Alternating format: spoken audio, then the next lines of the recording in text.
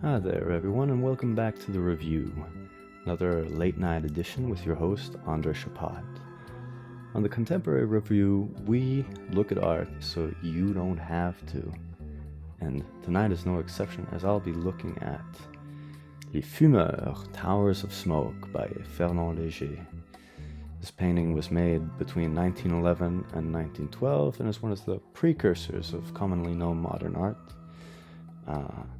It is part of something that Fernand Léger used to call the contrast of form, and is part of something he would call pictorial realism, which I guess means realism in a pictorial sense.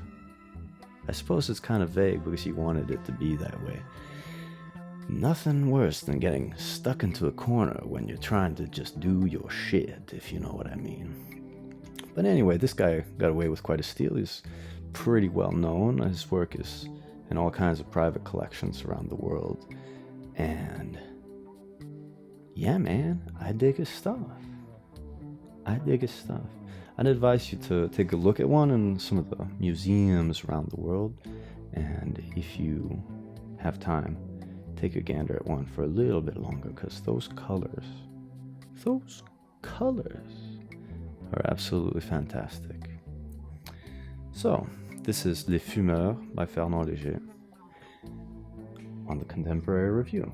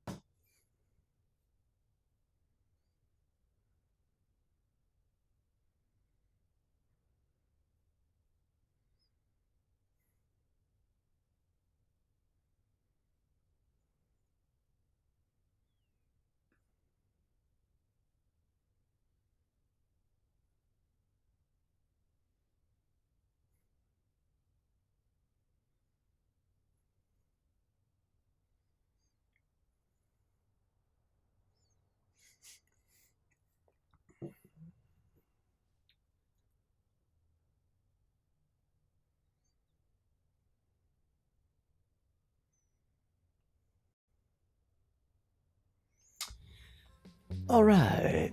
Well, that was an interesting little journey, I'd have to say, through that painting's different realms. So, I'd have to say I was a little bit surprised by this one. I'm more used to Léger's later stuff, where he's using these really sweet lines and drawing these characters in these really interesting ways, like round circles for boobs and kind of like weird tubes for arms and stuff like that, and nothing really that goes down the cubist side of things. I guess I knew he was part of that jam, but with this one I'm really convinced now. I mean, not much of a choice.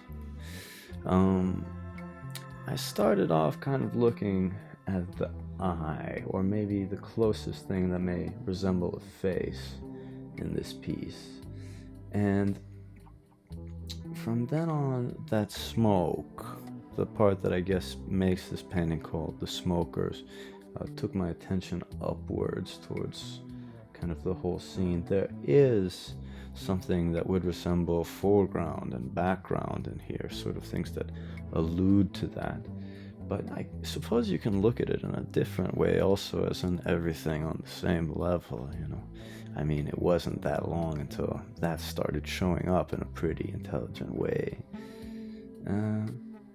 So you've got these darker parts that I guess are reminiscent of like industrial areas, like factories and shit. There's always such a weird impression from these early 20th century paintings, or like things must have been pretty charcoaly, and textile must have been a little bit rough around the edges sometimes, like a little bit hard. But at the same time, in the center you have this part that reminds you of countryside, and reminds me of countryside, of course. And that takes you to another place. Makes me think about how it was probably, big, massive, untamed countryside, very simple life and beautiful colors at times. Something very touching to the heart and soul.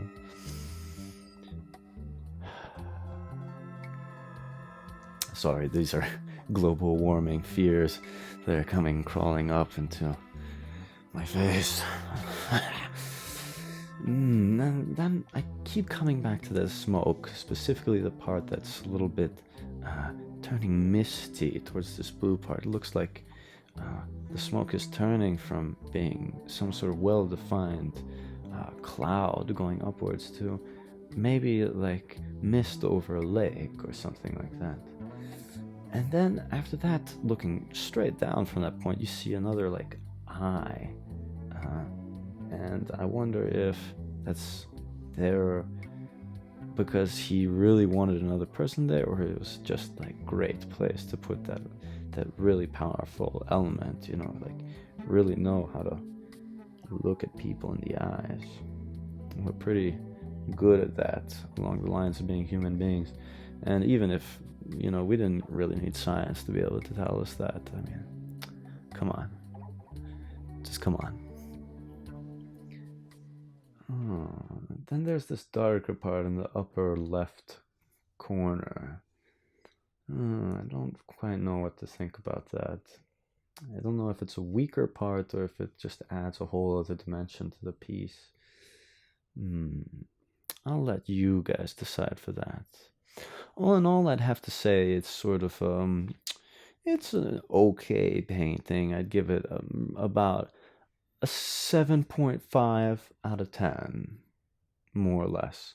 I wouldn't tell you to go out of your way to see it, but it's still absolutely wonderful when it tells us a lot about how images slowly started breaking down at the beginning of the century. It shows us in some strange way how things must have been back in the day.